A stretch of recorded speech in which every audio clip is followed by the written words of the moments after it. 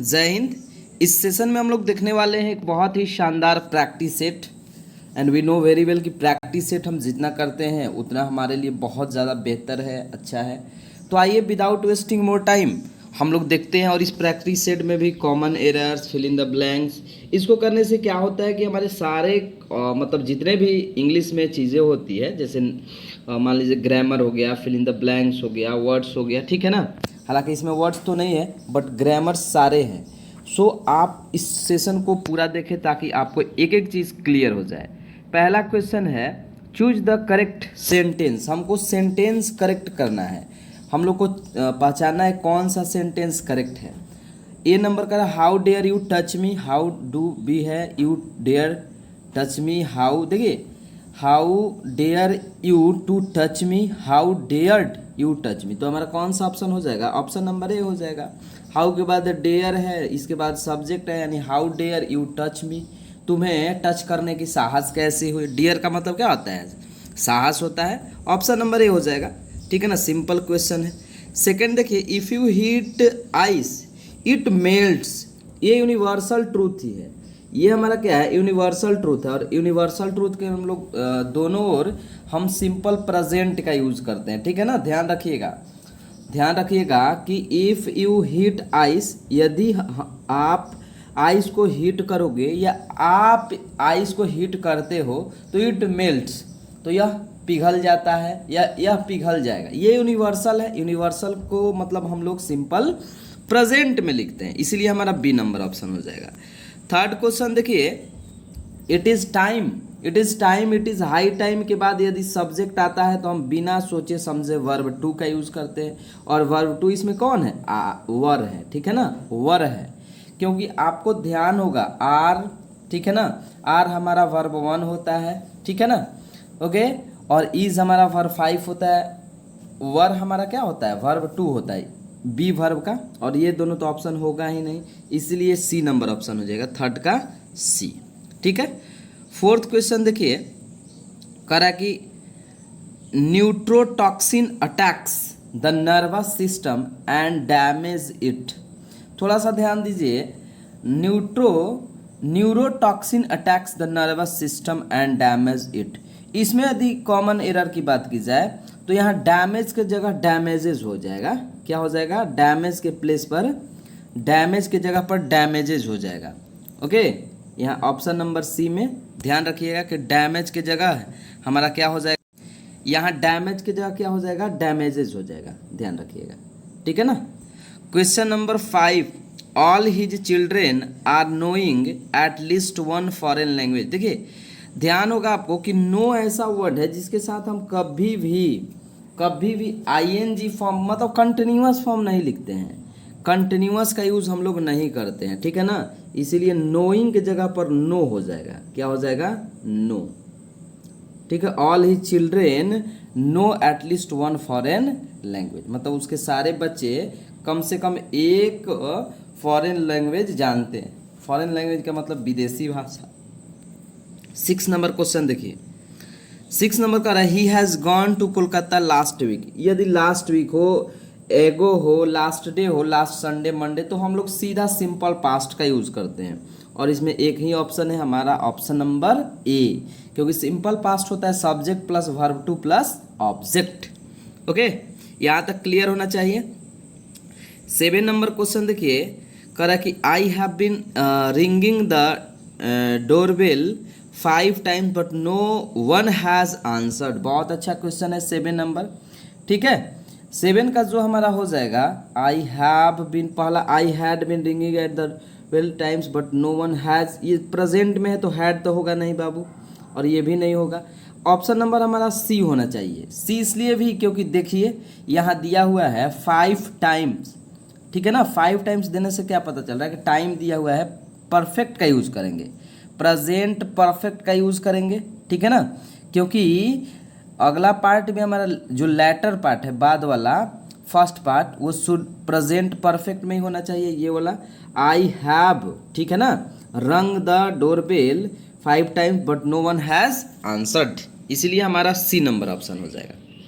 Question number 8, I am looking forward to, देखिए looking forward to के बाद यदि आपको थोड़ा सा ध्यान होगा, ठीक है ना, थोड़ा सा ध्यान होगा तो looking forward to, accustom to, ये सब जब वर्ड आता है ना, looking forward, look forward to का मतलब होता है आशा करना, ठीक है। तो लुक फॉरवर्ड टू के बाद ध्यान रखिएगा डायरेक्ट जेरंड का यूज होता है और एक ही बी ही ऑप्शन है, जेरंड कहने का मतलब वर्ब फोर, इसीलिए हमारा बी नंबर ऑप्शन सही है। 9 मीजल्स, देखिए मीजल्स एक डिजीज का नेम है, देखने में प्लूरल लगता है बट होता क्या है, सिंगुलर होता है, इसलिए हम लोग कौन सा ऑप्शन का यूज करेंगे, डी ऑप्शन का यूज करेंगे, इज का यूज करेंगे, ठीक है ना। ये तो सिंपल क्वेश्चन था, मीजल्स हो गया, मतलब बहुत सारे ऐसे नाम होते हैं रोग मतलब डिजीज का जो दिखने में लगता है कि है प्लूरल बट होता है सिंगुलर, ठीक है ना, ध्यान रखना होगा। 10 I am not use to, देखिए यूज टू से पहले यदि बी वर्ब रहे, इज आर एम रहे तो हम लोग डायरेक्ट वर्ब फोर का यूज करते हैं, जेरंड का यूज करते हैं, यानी ए नंबर ऑप्शन हो जाएगा, ठीक है ना। 10 का ए नंबर हो जाएगा, ड्राइविंग हो जाएगा, ठीक है। अगर ये एम नहीं रहता, ऐसे रहता आई यूज टू, तो फिर वर्ब वन का यूज करते हैं। हमने सारे चीज़ों को क्लियर किया है, ठीक है ना। Next, Raman, correct, Raman is having a good year for music, बहुत ही शानदार क्वेश्चन है जी, बहुत ही शानदार। देखिए रमन इज हैविंग, अगर देखिए बात पोजीशन का हो, अगर कभी भी बात पोजीशन का हो तो हम पोजीशन के लिए कभी भी इज हैविंग मतलब हैविंग का यूज नहीं करेंगे, हैज का ही यूज करेंगे या हैव का। अब चूंकि रमन है सिंगुलर है इसलिए हैज का यूज करेंगे, Raman has a good year, ठीक है ना। तो इसमें हैज का, अब जैसे हमको बोलना है कि आई एम हैविंग, ठीक है ना, ए कार, तो गलत है, पोजीशन के लिए आप सिर्फ और सिर्फ हैव या हैज का यूज कर सकते हैं, इसीलिए उसमें आई हैव ए कार कहना सही है। वैसे ही Raman has a good year. 12 When he will arrive, the band will play the nation anthem। देखिए अगर हमारा इफ से या when से, ठीक है ना, कंडीशनल सेंटेंस दिया हो और एक हमारा दिया हो सिंपल फ्यूचर में, तो जिसके साथ कंडीशनल लगा रहता है उसको प्रेजेंट इंडेफिनिट में लिखते हैं, ठीक है ना, उसको प्रेजेंट इंडेफिनिट में, यानी सी नंबर ऑप्शन हो जाएगा, सी नंबर 12 का सी नंबर हो जाएगा, व्हेन ही अराइव्स हो जाएगा, क्योंकि सिंपल प्रेजेंट में सब्जेक्ट वर्ब वन या वर्ब फाइव होता है, अब ही है तो ही के साथ वर्ब फाइव का यूज करेंगे। 13 का he did not know whether he will enjoy himself, देखिए बहुत अच्छा क्वेश्चन ये भी है 13, ठीक है। अब कह रहा कि he did not know whether ही, अब ही डिड नॉट प्रेजेंट में है, ठीक है ना, वेदर ही इंजॉय हिमसेल्फ, ठीक, नो एरर, मतलब इसमें जो एरर होगा 13 में थोड़ा सा समझिएगा, यहाँ विल के जगह क्या करेंगे, वुड का यूज करेंगे, यहाँ विल के जगह वुड का यूज करेंगे, ठीक है ना। He did not know whether he would enjoy himself, ठीक है ना, weather he would enjoy himself, ठीक है, वेदर लगा हुआ है, ठीक है। नेक्स्ट देखिए 14 नंबर, लेट, लेट के बाद हमेशा ऑब्जेक्टिव केस का यूज किया जाता है, तो लेट यू एंड, आई नहीं, आई की जगह पर क्या होगा, मी होगा, late you and me press, क्योंकि लेट के बाद हमेशा ऑब्जेक्टिव केस, ठीक है। तो यू तो हमारा सब्जेक्टिव और ऑब्जेक्टिव दोनों, इसमें कोई प्रॉब्लम नहीं है, बट आई से प्रॉब्लम था तो आई के जगह पर मी हो जाएगा, ठीक है ना। Let you and me press our minds into thinking out the best solution. 15 the soldiers were instructed to blank restraint and handle the situation peacefully, बहुत ही अच्छा क्वेश्चन है 15 नंबर। देखिए 15 नंबर बहुत ही अच्छा क्वेश्चन है, क्या कह रहा है, the soldier were instructed to, ठीक है, instructed to blank restrain and handle the situation peacefully, ठीक है। इसमें जो हमारा ऑप्शन हो जाएगा वो डी नंबर ऑप्शन हो जाएगा, exercise, the soldier were instructed to exercise restrain, restrain का मतलब होता है नियंत्रण करना, रिस्ट्रेन का मतलब क्या होता है, नियंत्रण करना होता है, ठीक है ना। इसीलिए हमारा कौन सा ऑप्शन, डी नंबर ऑप्शन हो जाएगा, डी नंबर, ठीक है ना, कौन सा ऑप्शन हो जाएगा, D number. The soldier were instructed to exercise, ठीक है, एक्सरसाइज हो जाएगा, D number option. 16 number question देखिए, आगे बढ़ते हैं। 16 नंबर कह रहा है a large sum of money was kept aside for the education of the child by me. बहुत अच्छा क्वेश्चन है। A large sum of money was kept aside मतलब मेरे द्वारा बहुत सारा पैसा रखा हुआ था। For the education of the child by me मतलब बच्चों को पढ़ाने के लिए, बच्चे को पढ़ाने के लिए। देखिए 16 में क्या हो जाएगा, a large sum of money was kept aside for the education of the child by me, यानी जो यहाँ पर दिया हुआ है ऑप्शन सी में हमारा क्या है, रॉन्ग है। ठीक है ना, ऑप्शन सी क्या है, यहाँ रॉन्ग दिया हुआ है। 17 क्वेश्चन देखते हैं। 17 question, none of my friends, ठीक है, none of my friends, are के जगह पर क्या हो जाएगा, इज हो जाएगा। आर के जगह पर इज हो जाएगा क्योंकि नन ऑफ के बाद अगर सब्जेक्ट प्लूरल भी हो तो हमारा वर्ब क्या होता है, सिंगुलर होता है, इसलिए इज हो जाएगा। देखिए 18 में, lack of winter rains have delayed the sowing wheat crop in the area. ठीक है ना, तो यहाँ पर देख सकते हैं आप, दिया हुआ लैक ऑफ विंटर रेन्स, यहाँ ऑफ से पहले लैक हमारा मेन सब्जेक्ट है, सिंगुलर है, इसीलिए हैव के जगह पर हैज़ होना चाहिए। हैज़ के जगह पर क्या होना चाहिए, हैज़ होना चाहिए। लैक ऑफ विंटर रेन्स, हमारा रेन्स मेन सब्जेक्ट नहीं है, लैक है। Has delayed the sowing of wheat crop in the area. 19, if you will come tomorrow we can go. देखिए यहाँ भी इफ़ के साथ विल दिया हुआ है जो गलत है, हमने पहले ही बता दिया है कि प्रेजेंट इंडेफिनिट का यूज़ करते हैं।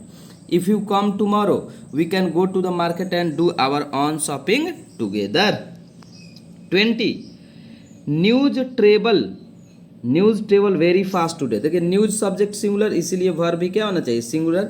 न्यूज ट्रेवल्स होना चाहिए very fast today due to advancement in technology, क्योंकि कोई भी मेन वर्ब हमारा प्लूरल में दिया हुआ रहता है, उसमें जब एस लगाते हैं तो सिंगुलर बनता है। न्यूज सब्जेक्ट सिंगुलर, इसीलिए ट्रेवल्स, वर्ब भी सिंगुलर होना चाहिए।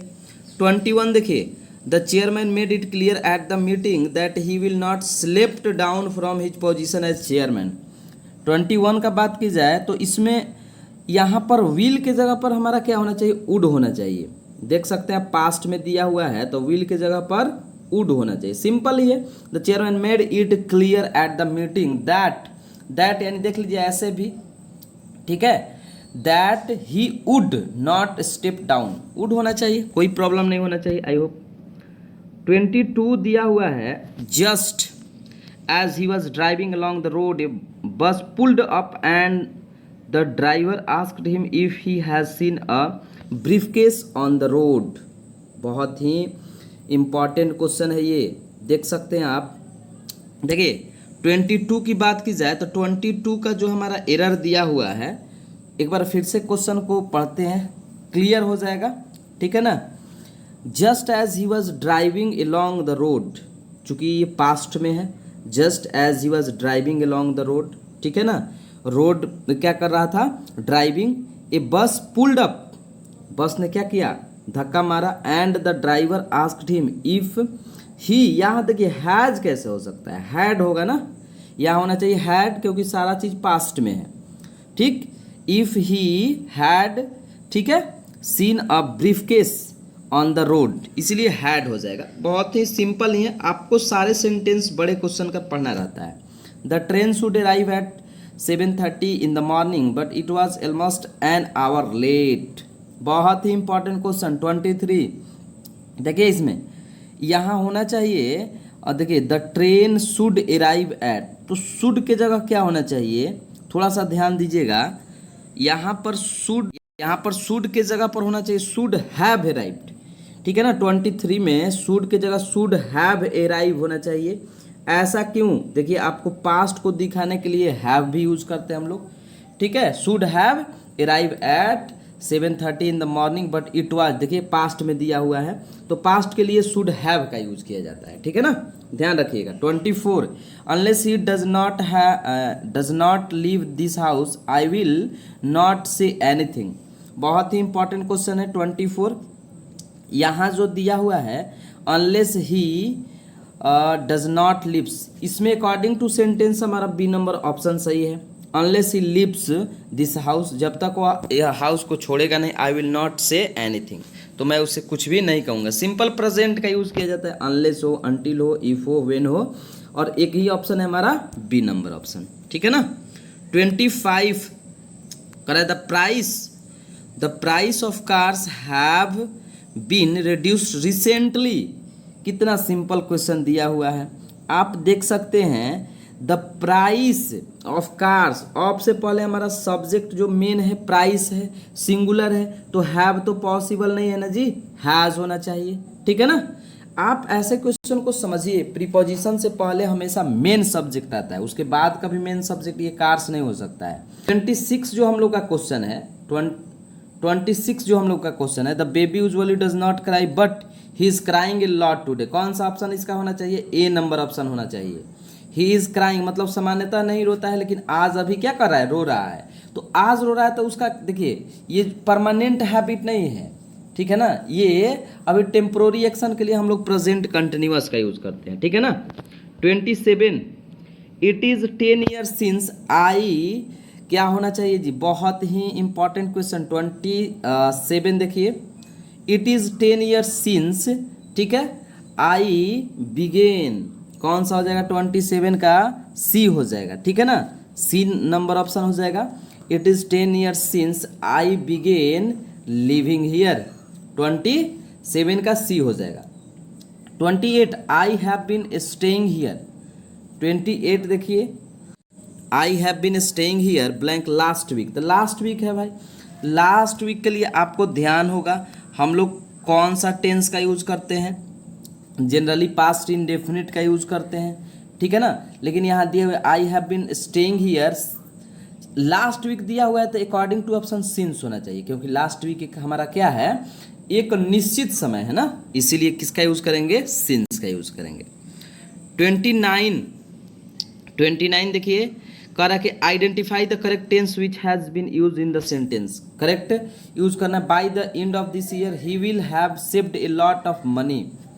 देखिए यहाँ जो हमारा ऑप्शन होगा अकॉर्डिंग टू ऑप्शन हमारा होना चाहिए, देखिए कौन सा ऑप्शन होना चाहिए, डी नंबर ऑप्शन होना चाहिए, ठीक है। फ्यूचर परफेक्ट टेंस, क्या होना चाहिए, फ्यूचर परफेक्ट टेंस।